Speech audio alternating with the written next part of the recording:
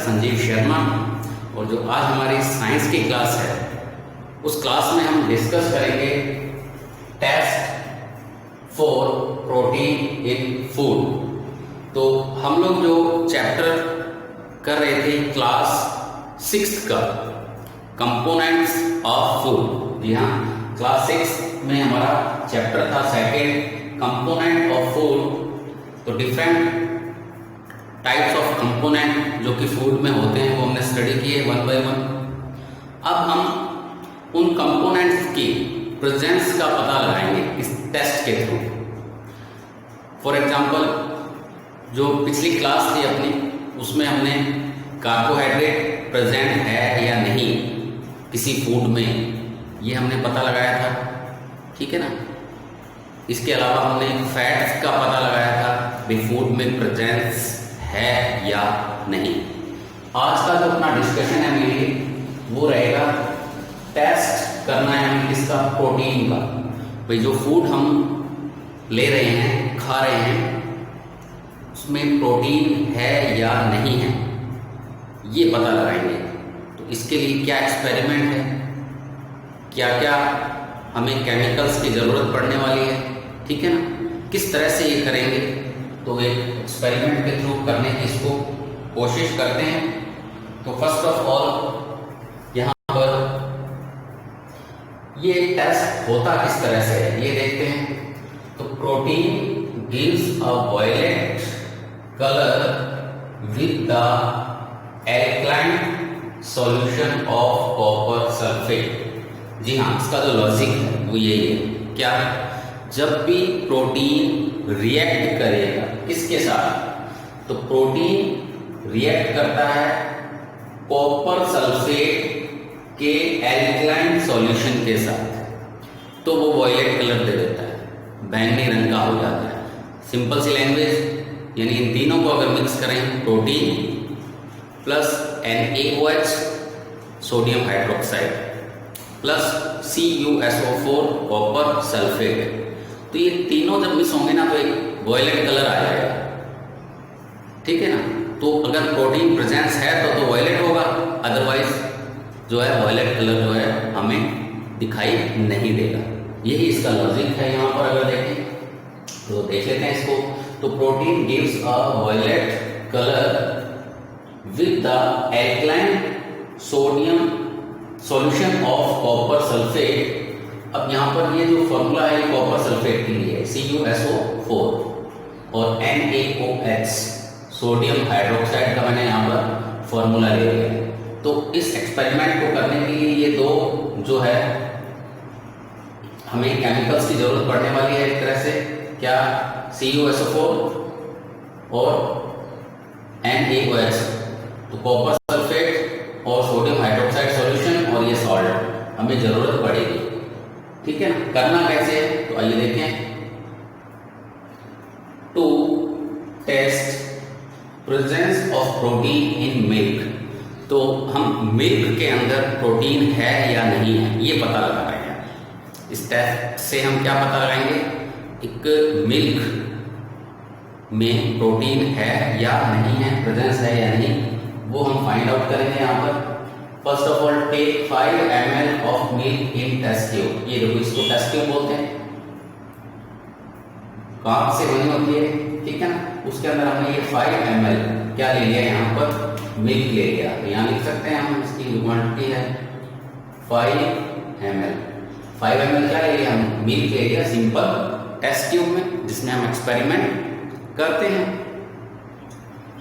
Next second step में क्या है, add 2 or 3 drop of sodium hydroxide solution. 2-3 drop हमें वहां पर सोडियम हाइड्रोक्साइड, ये NaOH, यही सोडियम हाइड्रोक्साइड होता है ये। तो अब ड्रॉपर के थ्रू ये दूध लिया था हमने टेस्ट ट्यूब में, मिल्क था, इसमें हमने डाइल्यूट सोडियम हाइड्रोक्साइड सॉल्यूशन क्या कर दिया, मिक्स कर दिया drop by drop with the help of dropper. उससे क्या होगा, जो मीडियम है इसका एल्कलाइन हो जाएगा, क्षारीय हो जाएगा। बिकॉज क्या है यहाँ पर NaOH, तो ये मीडियम को क्या कर देगा, चेंज कर देगा। तो डाइल्यूट NaOH मिक्स करने पर मिल्क का मीडियम एल्कलाइन हो गया। ठीक है, ये सेकंड स्टेप हो गया अपना। Third step, add 2 or 3 drop of copper sulphate solution and shake. तीसरे स्टेप में तो जैसे ही ये मिल्क प्लस NaOH में हम CuSO4 कॉपर सल्फेट को ड्रॉप बाय ड्रॉप डालते हैं with the help of dropper. ये ड्रॉपर देख पा रहे हैं, ड्रॉपर से बूंद बूंद करके हमने CuSO4 इसके अंदर मिक्स किया। तो जैसे ही कॉपर सल्फेट मिक्स होगा 2 और 3 ड्रॉप्स, जो भी हमारा मटेरियल था नीचे था क्या, वो मिल्क और NaOH का मिक्सचर था, उसमें एक चीज और आगे ऐड हो गई, क्या, CuSO4 copper sulphate. Then colour क्या हो जाएगा, चेंज हो जाएगा। कैसा हो जाएगा, वायलेट, अगर प्रोटीन प्रेजेंट है तो, अदरवाइज नहीं होगा। बस यही अपना एक्सपेरिमेंट हो गया। तो यहां पर देखो फोर्थ जो पॉइंट मैंने ये लिया, a violet colour appears in solution, this show that milk contains protein. तो वॉयलेट कलर का आना ये शो करता है कि मिल्क के अंदर क्या है, प्रोटीन है। तो जो वॉयलेट कलर आया ये बिल्कुल शो कर रहा है कि मिल्क के अंदर प्रोटीन क्या है, प्रेजेंट है यहाँ पर। इस तरह से हम प्रोटीन की प्रेजेंट या एब्सेंट को किसी भी फूड के अंदर पता लगा सकते हैं इस एक्सपेरिमेंट से। ठीक है, अब तो नेक्स्ट जो अपना टॉपिक है यहाँ पर, बैलेंस डाइट। तो बैलेंस डाइट, तो फर्स्ट ऑफ ऑल तो डाइट क्या है, सारे दिन में जो कुछ भी हम खाते हैं, ठीक है ना, ड्यूरिंग द डे जो कुछ भी हम खा रहे हैं वो हमारी डाइट है। खा क्यों रहे हैं, एनर्जी के लिए। और energy person to person differ हो सकती है, एनर्जी की रिक्वायरमेंट हो सकता है मेरे लिए अलग एनर्जी चाहिए काम करने के लिए, कोई जो हार्ड वर्क करते हैं, ठीक है ना, उनके लिए एनर्जी ज़्यादा चाहिए। तो डाइट भी फिर क्या हो जाएगी, पर्सन टू पर्सन क्या हो जाती है, अलग अलग हो जाती है। ठीक है, अब यहाँ देखें हम, तो balance diet, the food which we eat during the whole day is called diet. पूरे दिन भर में जो कुछ भी हम खाते हैं होल डे, वो क्या होती है, डाइट होती है। अब डाइट को बैलेंस कब कहा जाए, संतुलित।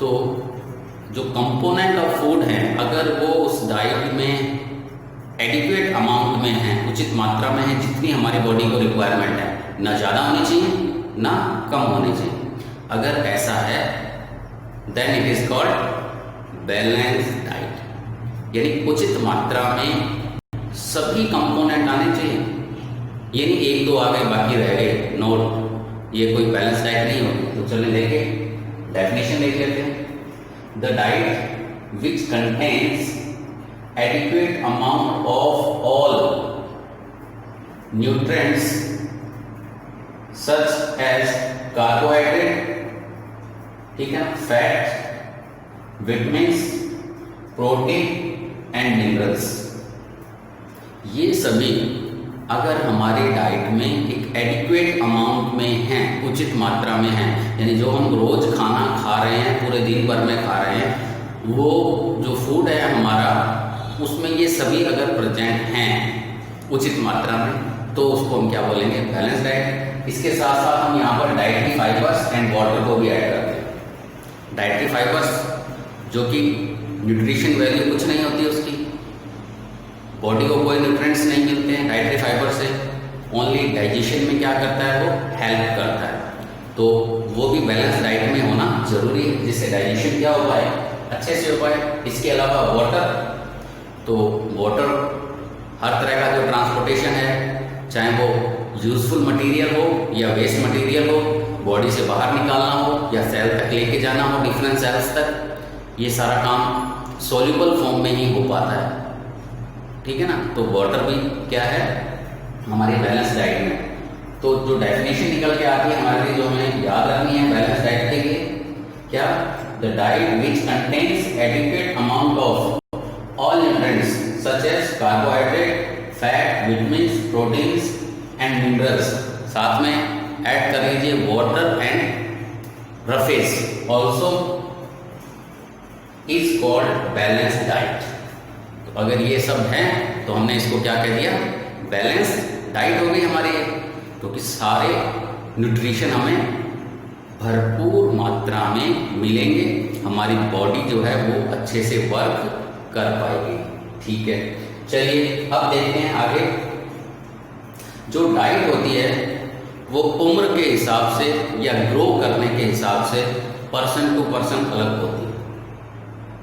ठीक है ना? For example, the diet of a growing child should contain more of protein rich food. यानी जो बढ़ते उम्र के बच्चे हैं, जो ग्रोथ कर रहे हैं अभी, है ना, उनमें जो प्रोटीन वाले जो डाइट है वो ज़्यादा होनी चाहिए, क्योंकि प्रोटीन की एक क्वालिटी हमने देखी थी, बॉडी बिल्डिंग फूड है। ठीक है ना? क्या करता है? बॉडी बिल्डिंग, जो हमारे सेल्स हैं, मसल्स हैं, इनके फॉर्मेशन में कहीं ना कहीं काम में आता है। तो ये रीजन है कि जो ग्रोइंग चाइल्ड्स हैं, जो उस उनका जो फूड है, उनकी जो डाइट है, वहाँ पर प्रोटीन रिच जो कंपोनेंट है या जो ऐसा फूड जिसमें प्रोटीन ज़्यादा है, वो उन्हें ज़्यादा खाना चाहिए, जिससे ग्रोथ अच्छी हो सके।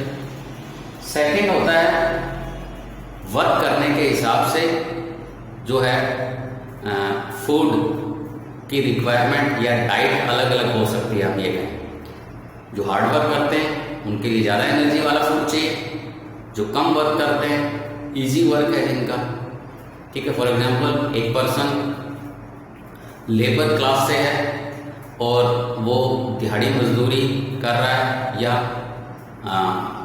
फार्मर जो कि फील्ड में काम करते हैं, तो उनका वर्क थोड़ा हैवी रहता है, तो डाइट भी उनकी क्या रहेगी? हैवी रहेगी।